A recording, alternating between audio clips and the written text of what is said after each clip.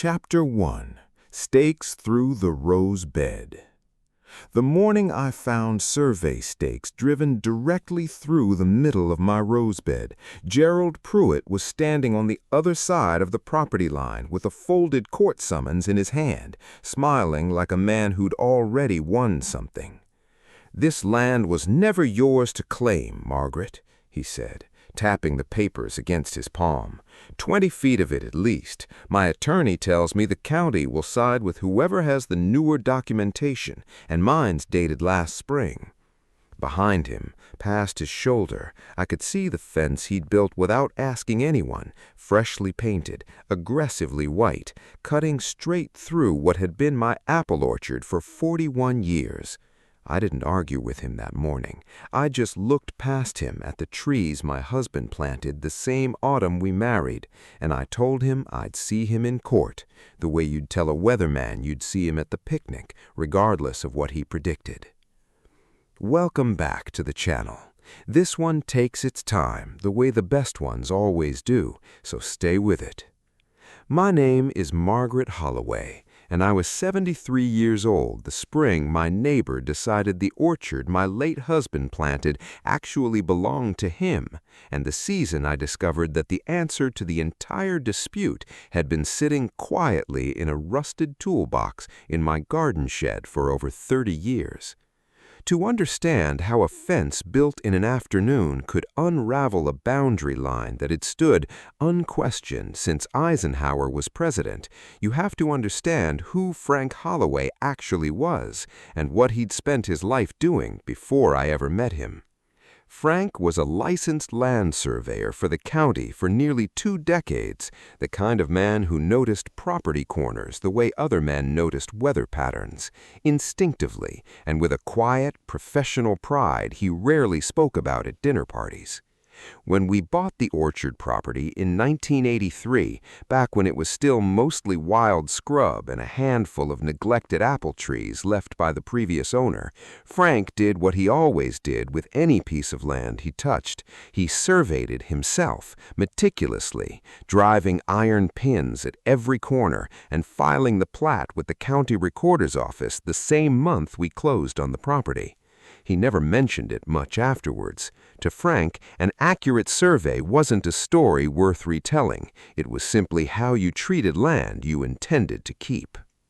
Gerald Pruitt bought the neighboring parcel 11 years ago, long after Frank had passed, and from the beginning there was something restless about the way Gerald looked at our orchard whenever he stood at what he assumed was his own property line.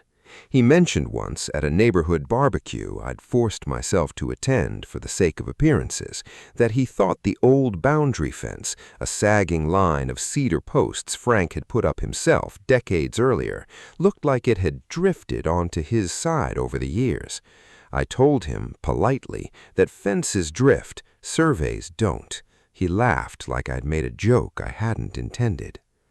The trouble properly started the year Gerald decided to subdivide part of his own land for a small development, hiring a new surveying firm to map out lot lines for the project.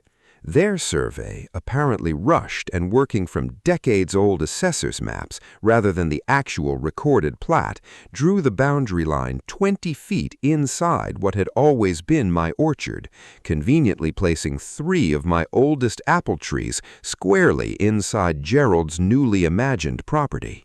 He didn't come to me first with the discrepancy. He came with a fence crew, a fresh coat of white paint, and eventually a court summons alleging I'd been trespassing on his land for years by maintaining trees that, according to his new survey, had never actually been mine. I remember standing in my kitchen that evening, holding the summons, feeling something between fury and a strange, tired grief, not just for the trees, though those mattered plenty, but for the particular indignity of being told at 73, widowed, alone on land my husband had measured with his own 2 hands, that I didn't actually know where my property ended. I thought about calling a lawyer immediately, and I did eventually. But first, that same evening, I walked out to the garden shed Frank had built the same year he surveyed the property, and I started going through the old metal toolbox he'd never let me clean out, the one I'd been meaning to sort through for years and somehow never had the heart to do so. Looking back now, I think that morning in the rose bed was the moment two entirely different ways of understanding land met each other across a freshly painted fence. Gerald's built on confidence and a hurried assumption, and Frank's built decades earlier on iron pins driven precisely into the ground and a plat filed quietly at the county recorder's office, waiting patiently for someone to need it again. Mr. Ellsworth would later tell me that in 30 years of property law, he'd rarely seen a boundary dispute resolved so cleanly by a document that had simply been waiting, unread, in a filing cabinet for 30 years. I told him that didn't surprise me at all. That was the kind of man Frank had been, quietly certain that accuracy, once properly recorded, didn't require defending until the day, inevitably, it did. Chapter 2. The Toolbox in the Shed. The toolbox held exactly what I expected it to hold, and also, somehow, exactly what I needed. Frank's old brass compass, a few rusted chaining pins, a coil of survey tape gone brittle with age, and, tucked beneath a folded canvas tool roll, a manila envelope I hadn't seen in over 30 years, containing his original field notes and a carbon copy of the recorded plat he'd filed the year we bought the property. I sat on the floor of that shed for a long time that evening, notes spread across my lap, tracing his handwriting with my finger, remembering a man who'd measured our life together with the same careful precision he brought to every parcel of land he ever touched. I didn't rush to court with those papers, though some part of me wanted to march straight to Gerald's front porch and hold them up like a verdict already rendered. Instead, I called our county recorder's office the next morning, quietly, and asked that they pull the original recorded plat from 1983, wanting to confirm, calmly and without emotion, that what I remembered Frank filing actually matched what I'd found in that toolbox. It did, exactly. The boundary line, filed and recorded 31 years before Gerald's hurried new survey, placed the property line a full 22 feet onto what Gerald was now calling his own land, meaning the 3 apple trees at the center of his lawsuit had always, unambiguously, belonged to me. I hired an attorney the following week, a careful, unhurried man named Mr. Ellsworth, who specialized in property disputes and who read Frank's original field notes with the particular reverence of someone who understood exactly what he was looking at. "This is about as clean a case as I've seen," he told me, assuming the recorded plat holds up, which it should. County surveys from a licensed professional, properly filed, generally take precedence over a rushed developer's survey decades later. I asked him whether I should simply present this to Gerald directly, resolve it quietly, neighbor to neighbor, the way Frank probably would have handled it himself. Mr. Ellsworth advised patience. "Let the process work first," he said. "If he's willing to litigate over 3 apple trees, he'll want to see it proven in a courtroom, not simply told." So I waited, the way I'd learned to wait through 40 years of marriage to a man who believed most problems solved themselves eventually if you gathered enough accurate information first.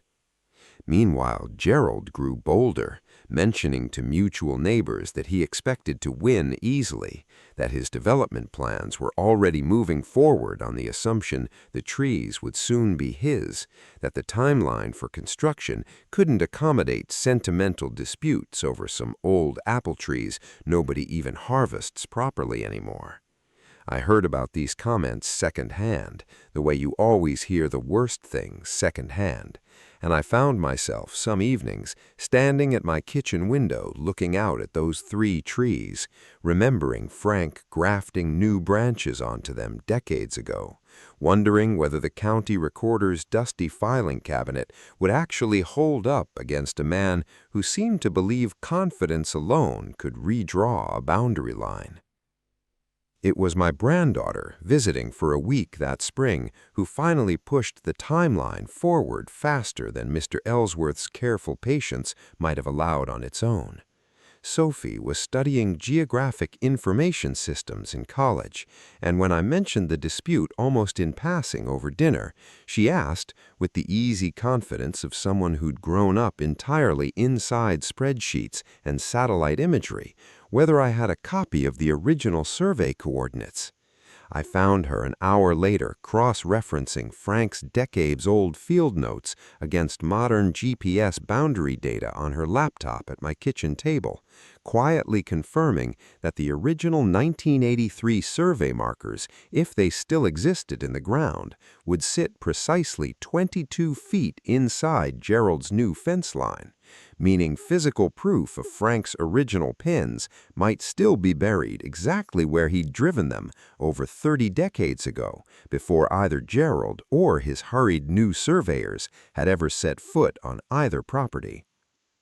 There were evenings that spring when I found myself standing at the edge of the orchard at dusk, listening to the particular quiet that settles over disputed ground, wondering if Frank had ever imagined, driving those pins into the dirt in 1983, that they might someday need to speak for him, long after his own voice couldn't.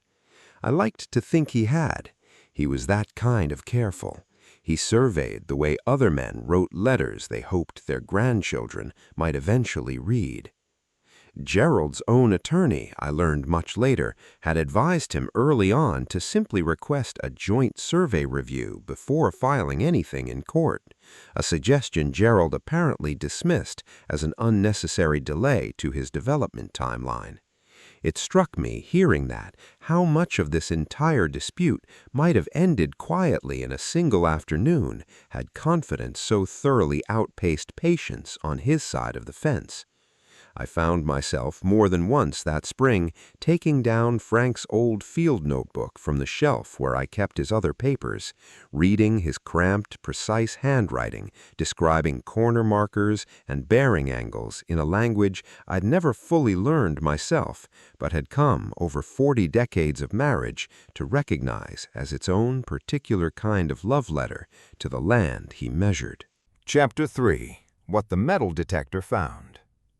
The court hearing was scheduled on a Tuesday morning in early June, timed, whether by coincidence or Gerald's own construction deadline, to fall right in the middle of the orchard's brief and stubborn blooming season, when all 3 disputed trees were heavy with white blossoms that outlived every boundary dispute in the ground beneath them. Mr. Ellsworth had filed Frank's original recorded plat as evidence weeks earlier, along with Sophie's careful GPS overlay comparing the historic coordinates to Gerald's new fence line. But it was what happened 3 days before the hearing that Mr. Ellsworth would later call with visible professional delight as close to a gift as this business ever gives you. Sophie and I had gone out to the disputed section of the orchard with a metal detector borrowed from a neighbor, more out of curiosity than any real legal strategy, wanting simply to see whether Frank's original iron survey pins might still exist somewhere beneath 31 years of grass and fallen apples. We found the first one 11 inches down, exactly where his field notes said it should be, a rusted iron pin, unmistakably a licensed surveyor's marker, sitting precisely 22 feet inside Gerald's white fence, exactly matching both the 1983 recorded plat and Sophie's modern GPS overlay. We found the second one an hour later, at the next corner Frank's notes described. Mr. Ellsworth photographed both in place before having them carefully, officially excavated by a licensed surveyor of our own, creating an evidentiary record that even Gerald's attorney would later admit in open court as being difficult to argue against. I walked into that courtroom on the day of the hearing, carrying, of all things, Frank's rusted brass compass in my coat pocket, not because Mr. Ellsworth needed it as evidence, but because some part of me wanted him there, in whatever quiet way that was still possible. Gerald sat across the aisle in a suit that looked considerably less confident than the one he'd worn to hand me that summons months earlier. When his own attorney stood to argue that recent development plans should take precedence over outdated boundary assumptions, the judge, an unhurried woman who clearly took property law more seriously than either side's impatience, asked to see the physical survey pin evidence first before hearing further argument about anyone's development timeline. She held the small evidence bag containing that first rusted iron pin for a long moment, turning it over, reading the licensed surveyor's stamp still faintly visible on its cap, cross-referencing it silently against both the 1983 recorded plat and the modern GPS data Sophie had prepared. "Mr. Pruitt," she said finally, not unkindly but without any particular warmth either, "your survey firm apparently didn't attempt to locate any original monumentation before drawing a new boundary line. Mrs. Holloway's late husband, as a licensed surveyor himself, physically marked and legally recorded this boundary in 1983. I don't see how a rushed assessment 31 years later supersedes a properly filed, physically monumented survey." She ruled from the bench that afternoon, decisively, restoring the boundary exactly as Frank had originally surveyed it, and ordering Gerald's fence removed from what had always, legally and physically, been my land. I didn't feel triumphant walking out of that courthouse the way I might have expected to feel if you'd asked me during the angriest weeks of that dispute. I mostly felt tired and a little sad in a way I hadn't anticipated. Sad that it took a courtroom and a metal detector to confirm something Frank had settled quietly, competently decades before either of us could have imagined needing to defend it in front of a judge. Gerald caught up with me in the parking lot afterwards, his earlier confidence entirely gone, replaced by something smaller and more uncertain. "I didn't know your husband was the one who surveyed it," he said, which wasn't quite an apology, though it was, I think, as close as Gerald knew how to get to one that day. Sophie told me later that the moment the metal detector's tone spiked over that first buried pin, she'd actually laughed out loud alone in the orchard, surprised by how much it felt like uncovering something far more significant than a simple piece of rusted iron, like finding quite literally proof that a person's care for something could outlast them decades and still hold its exact shape in the ground. The judge, before adjourning that afternoon, added one more line to her ruling that Mr. Ellsworth said he intended to remember for future cases, that a licensed survey, properly filed and physically monumented, represented a form of evidence that time alone could not erode, regardless of how much confidence a newer claim happened to carry into the courtroom. Standing in that courtroom, listening to the judge read Frank's original filing number aloud for the record, I found myself thinking oddly, not about winning or losing, but about how strange and quietly moving it was to hear my husband's professional handiwork spoken into a legal record more than a decade after his funeral, as though some small, precise part of him had simply been waiting all along for exactly this moment to matter again. Chapter 4. The Photograph Gerald Brought Back. The fence came down within 2 weeks of the ruling, Gerald's crew working in a silence considerably less confident than the one they'd used to put it up. I watched from my kitchen window as the last white post came out of the ground near what had briefly been the edge of his property, revealing again the soft, unbroken line of grass and fallen blossoms that had marked the actual boundary since 1983, whether anyone had bothered to look closely at it or not. I didn't gloat, and I didn't call any of the neighbors who'd heard Gerald's confident predictions to tell them how it had actually ended. Frank never gloated over an accurate survey either. He simply filed it and moved on to the next piece of land that needed the same careful attention. What surprised me in the weeks that followed wasn't Gerald's absence exactly, but the particular quality of the silence between our properties. No longer hostile, just uncertain, the way any relationship feels when one party has been proven decisively wrong about something they'd insisted loudly about. It was Sophie, actually, who ran into him first, at the county recorder's office of all places, where he'd apparently gone to review, more carefully this time, exactly what Frank had filed decades earlier. "He asked me how your husband learned surveying," she told me afterward. "He seemed like he actually wanted to know, not in a mean way, in a curious way." Gerald came by the orchard himself a month later, standing at the edge of what was once again unambiguously my property, holding nothing this time except an old, sun-faded photograph he said he'd found while going through his own late father's belongings, a picture of the two adjoining parcels taken sometime in the 1970s, before either Frank or Gerald's father had built anything on them at all, showing the natural, unmarked line where the wild orchard scrub simply ended and the neighboring field began. "I think this is roughly where your husband's pins ended up," he said, holding it out to me. "I wanted you to have it. It felt like it belonged with your side of things more than mine."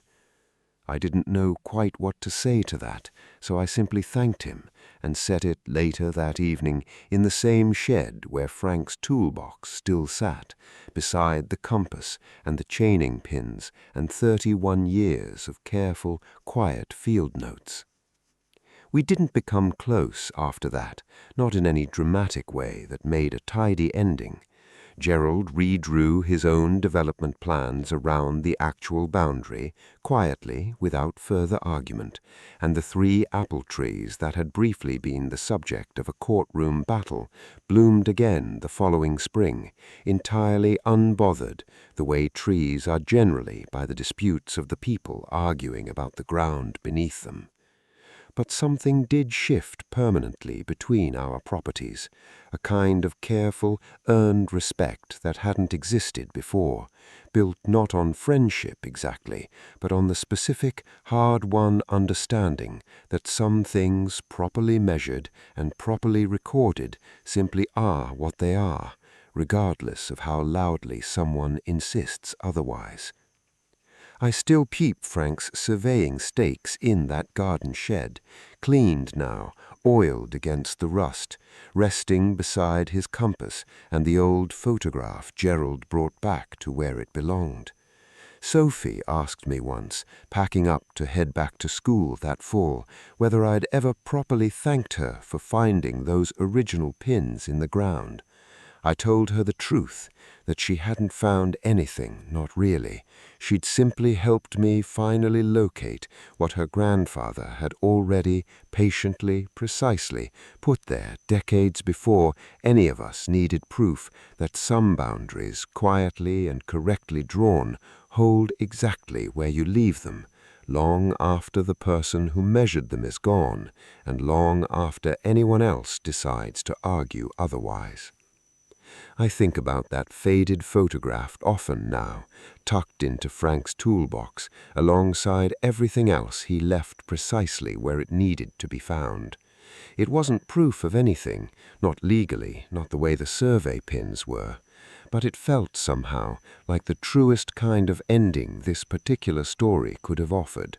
Not triumph, not vindication exactly, but 2 neighbors finally looking at the same unmarked ground and agreeing quietly on where it had always actually begun. Sophie changed her senior thesis topic that fall, she told me over the phone, to focus on exactly this kind of historical boundary reconciliation using modern GIS tools alongside archival survey records. She said the orchard dispute had taught her something her professors hadn't quite managed, that old, careful data doesn't expire just because it's inconvenient for someone's newer plans. The following spring, when the 3 apple trees bloomed again along the restored boundary line, I picked a small basket of the first blossoms and left them, without any particular ceremony, at the base of Frank's headstone at the cemetery just outside town, not because he needed proof that his survey had held, but because some part of me needed him to know it had, in whatever quiet way that kind of knowing still travels between the living and the dead.